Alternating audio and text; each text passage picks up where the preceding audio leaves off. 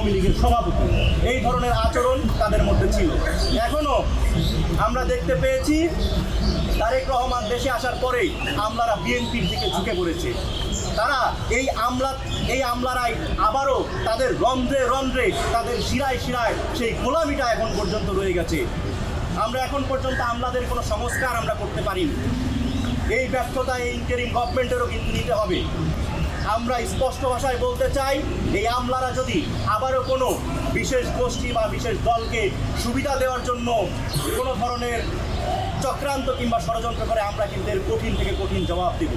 এছাড়াও গত 15 বছরে যেই সকল আমলারা গুম, খুন, গণহত্যা এবং নির্বাচনের ভোট চুরির সাথে সম্পৃক্ত ছিল, তাদের তালিকা আমরা প্রস্তুত করছি এবং তাদের প্রত্যেককেই বিচারের মুখোমুখি হতে হবে।